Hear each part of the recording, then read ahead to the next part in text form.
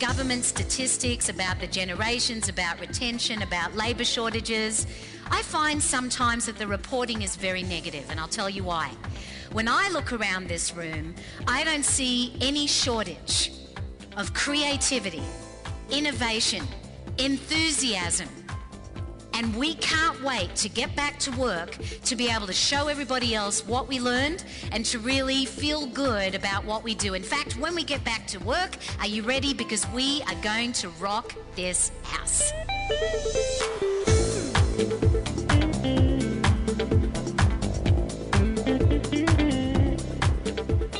I really believe that a negative person has the ability to light up a room when they walk out. Every time we have an encounter with a client, with a patient, it's called a moment of truth. And we need to make sure that that moment of truth is memorable, is meaningful, and is magical. We know what the number one motivator is for every generation, no matter how old we are. It's appreciation. I'd like you to get a big smile on your face. Come on, let's show teeth. Let's see them, even if they're not yours. Come on. Yes, big smile, arms out in front of you. On the count of 3, I want you to turn to the person next to you and I want you to say with a great big smile, I'm so glad I'm sitting next to you. 1, 2, 3.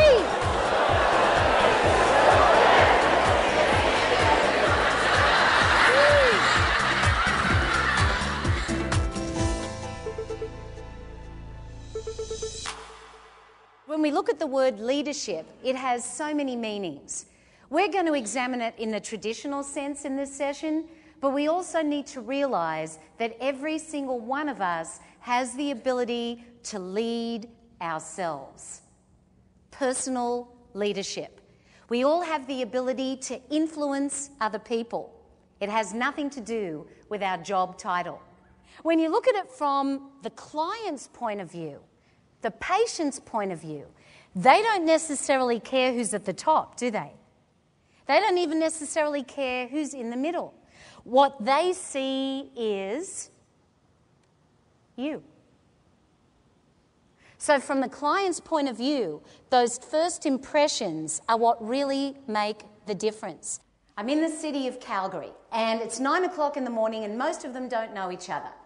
So my job is to get them motivated, get them excited, and I notice very quickly in the corner of my eye, right in the front of the room, somebody didn't look very happy. In fact, it was a gentleman who gave me the finger. Well, I've never had anybody do that. It hasn't happened yet today, but you never know.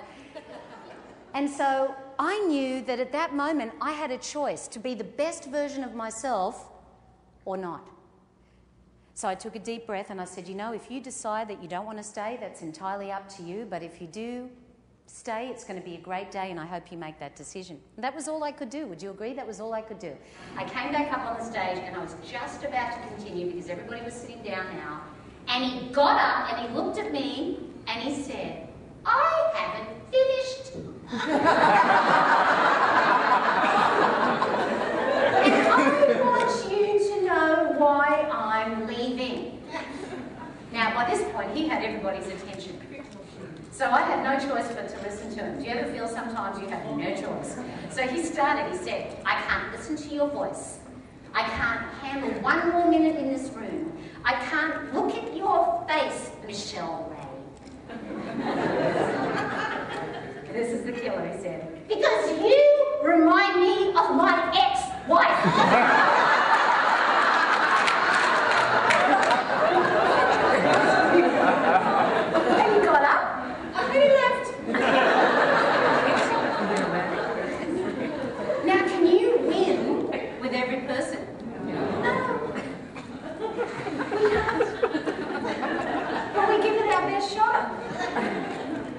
Because at the end of the day, we know that we need to live with ourselves.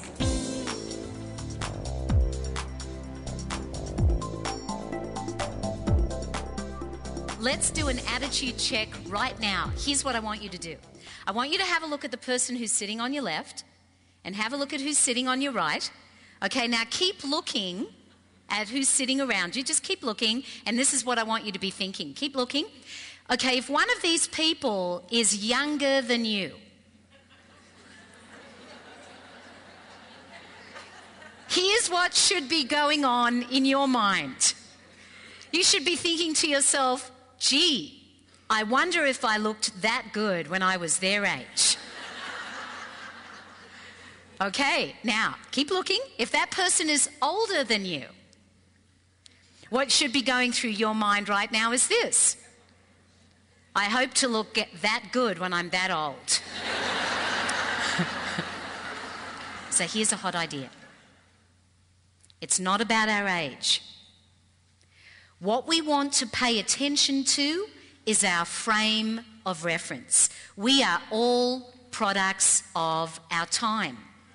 And because of the lens we use to view the world, we see the world differently because we've all been profoundly affected by different events and different things that were going on in the world while we were growing up. So that's the reason why we have differences. We are all products of our culture and economic and social conditioning. Did you know that the average 21-year-old has already watched 10,000 hours of TV? They've already played 10,000 hours of video games. They've been exposed to 500,000 television commercials. And Generation Y, 21-year-olds already have sent and received over 250,000 text messages. Isn't that incredible? Generation Y values authenticity. They know that because they've been taught to express themselves openly, they expect the same thing to be going on at work. You know, a few weeks ago, I went to a recruitment forum in Vancouver.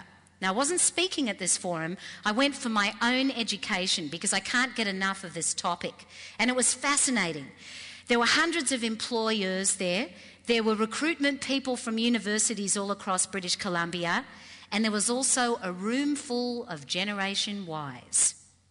And they wanted to pick your brain, Generation Y. They wanted to find out what was going on with you. They wanted to attract you to their workplaces. I'd never seen so many people interested in a recruitment forum. And what stood out for me was a young man by the name of Keita. And Keita is 25 years old, and he addressed the entire room just like I'm addressing it right now.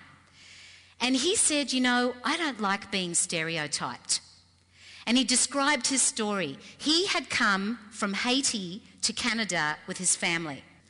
And he said, you know, my dad was always out of the picture. He worked all the time. I hardly ever saw him. My dad was invisible.